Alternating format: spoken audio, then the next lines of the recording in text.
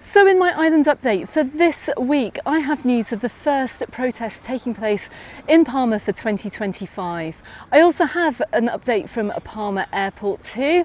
We've got some news of traffic restrictions over in Magaluf for next weekend, and I have an all-important weather forecast for the week ahead. But first, you can see I'm filming this over in Puerto Poyensa on the northeast side of Mallorca. I've actually just filmed my live stream from over here. If you haven't seen that live stream, go ahead and check it out. But I thought I'd make the most of an absolutely beautiful day over here. But we're going to start this island update on a very serious note. And also, my first message is that this is not something for you to worry about if you're planning to come over to Mallorca on holiday, because I have news of the very first protest taking place over in Palma next weekend on Saturday, April the 5th at midday, taking place in Plaza España. Now, you may remember last year that I did go and cover the anti-tourism saturation protests in Palma, and I think we're going to see pretty much the same thing taking place. Why? Because absolutely nothing has been done by the government here to help resolve the problems of over-tourism, and also that really the main fact that there's just no affordable accommodation here on the island for the local people. It's very, very hard to live here, and I'm going to go into that just in a few details too, and I'm hopefully going to try and bring out a little bit more content about this as the week goes ahead too. But I wanted to get in just basically before we start seeing all the mainstream media about this. Now, I have heard that over on TikTok that many TikTokers have been ripping off content from last summer. They've been talking about riots in Mallorca, which is absolute nonsense and absolute rubbish as well. And it's just ripped off content with sensational messages. But there is going to be a very, very serious message at these protests. So what's going on? Well, there are 5 groups on the island who are coming together, and they're bringing people into Plaza España on Saturday. Just to give you an idea of the groups taking place, we have a Palma housing union. We also have a stop evictions group as well. The Menos Turismo Más Vida, that means less tourism, more life group are going to be attending, as will a group from Senseias and a couple of other groups as well. And like I said, they will be protesting about the clear lack of affordable housing over here in Mallorca. We're going to be seeing some placards as well. There may be some anti-tourism placards there as well, because of course this situation has become desperate over here, not in terms of people not wanting tourism, because that's quite the opposite. The resorts are just starting to open up for the season, and I can pretty much guarantee you that anybody working in the resorts and people working in the hotels and the restaurants and the businesses in the resorts, which have laid completely empty over the winter, are now just opening up now to welcome everyone in for the season. The people attending these protests, the people that live and work here in other industries and in other businesses, and probably not in tourism, and these are the people that just can't find anywhere to rent. We're going to be seeing placards and posters and banners saying Mallorca no es bien, which means Mallorca is not for sale, but it is for sale. And if you take one look at any of the real estate agency websites, you can see quite clearly that Mallorca is for sale. Not only that, local people are selling their properties to the highest bidder, and the prices of property here have inflated to just ridiculous levels. It's been absolutely crazy, and from my perspective, living here on the island, it's very, very hard to find affordable accommodation. And every day I hear from people who can no longer afford to live here. They're either returning to their home country, or I hear from people living on the islands that they just cannot find anywhere to live as well, or people are being evicted from their properties as well. So it's a huge, big, massive issue, which I'm pretty sure is taking place all around the world at the moment, particularly in areas that have high tourism levels too. And also, it's not just the fact that there haven't been any controls put in place about finding affordable accommodation. It's the whole Airbnb issue that we have here on the islands, and like no regulations have been put into place either, apart from a limiting of licenses in the Palma area. The whole Airbnb business that take place here is running wild, and it means that all the Airbnbs are houses that people just cannot live in over here. So It's quite ironic actually. The Alert Cops app, which I mentioned last week on my Island Update, the app that you can now download into your phone so you can easily report a crime that you experience in Spain, doesn't include an option to inform the authorities about an illegal Airbnb, and they are everywhere. Everybody knows about them, everyone knows they exist, and so many people are coming over here to stay in them, but they're very, very hard to shut down, and it doesn't seem to be that much effort has been made to shut these down as well, which is another reason why people will be protesting next Saturday. So my advice is, if you are over here next Saturday on the 5th of April and you're planning a trip into Palma, maybe give the bus station a miss on April the 5th at midday, and the whole Plaza España area, you're going to see the protests taking place, and you may well get quite upset and a little bit offended if you are over here on holiday. Avoid that area and maybe come back in the afternoon, because like I said, this protest is going to be taking place.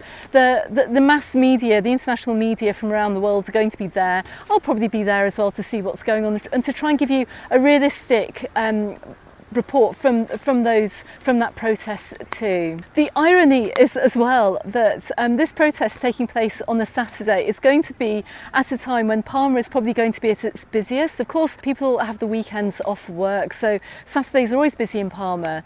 The city may well also be packed with cruise ships as well, which we've seen, although the resorts are pretty much largely empty at the moment, they're just opening up for the summer season, so we're not seeing any mass tourism saturation in the resorts. Palma City is where the impact of tourism is being most felt year round.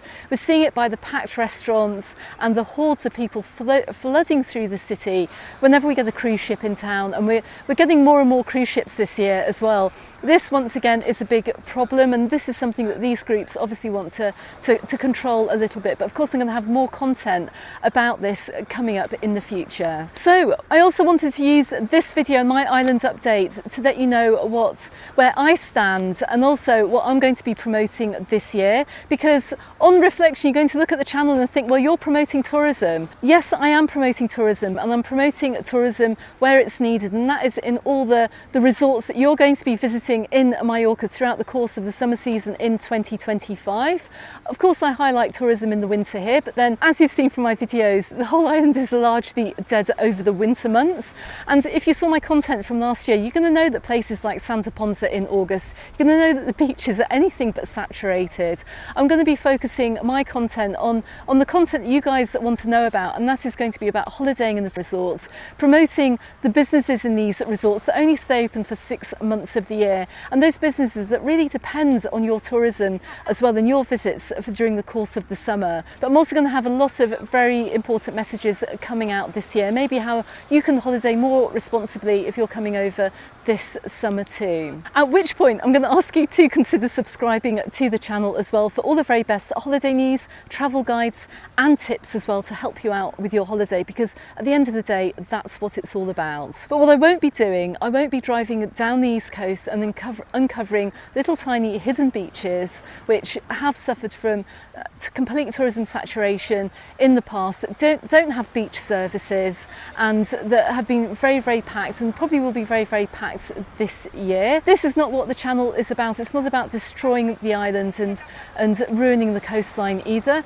It's about driving people into the areas where tourism is needed. So that's where my stand is, pretty much the same as it was last year too. I also want to be promoting pretty much value for money. It need not actually be necessarily cheap, but I want to make sure that you guys are getting great value for money, whether it's a good value product, whether you're eating in the restaurants, and you're getting great customer service as well, because that is very important too. I want to know about the great places that you've been to this summer, where you've had the best experience in the hotels and the restaurants, through the attractions, or any trips that you have been in where you haven't felt rushed and just another number on a trip as well. I want you to let me know where you're getting the best experiences this summer as well. That's what we want to highlight too. Anyway, let's switch up the view here. I want to show you what it looks like down the beach, and we're going to continue the island update from there. So we're just looking down the beach over here in Puerto Buoyant, and it's not going to be very long until we see those beach beds and sun umbrellas coming out. But Let's head on back to the airport because I do have an update for you. Now, if you've seen my video about Mallorca in April, I did incorrectly announce that Terminal A or Module A would not be opening until the summer season. I think the message I got from Palma Airport was a little bit lost in translation. The works won't actually be finishing over in Module A or Terminal A until later on in the summer season, but it has actually opened, and that area of the airport is now accepting flights in from the UK, and a border control has been set up there. So if you are coming into the island, you are going to be welcomed into Terminal A, and I'm very keen to hear what your experiences are going to be like as we move on into the summer. I will be travelling as well during April, so like I said, subscribe to the channel if you want to see what that journey is like to and from Bristol Airport. We can find out what that journey is like and what my experience is going through border control, and fingers crossed it's going to be better than it was in February too. Okay, also, and I've mentioned it in another video, don't forget that from over at Palma Airport,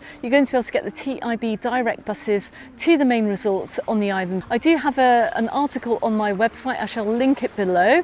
The timetables have been updated for this year, but you can very easily, without having to go into Palma city centre, now get out to all the main resorts, which is absolutely fantastic news too. Of course, don't forget as well to check out the video I made about how to use the TIB buses over here on the island. You just need your bank cards, and you can just tap on the bus when you get onto the bus, and it will charge you with no added bank fees, and then tap off the bus as well, and that will calculate your rate, which shouldn't be more than about €5 or so to get to the other side of the island. So it's really, really good value. So it's not just border control that they've set up over in Terminal A. We've also got shops, bars and restaurants too. But like I've been saying in my videos, if you are coming back through Palma Airport, wait until you've cleared border control before you stop at the restaurants or you stop at the shops, just in case the queues over at border control are going to be really long as well. You don't want that kind of delay to affect your journey. Okay, so what about other news over on the island for this week? Well,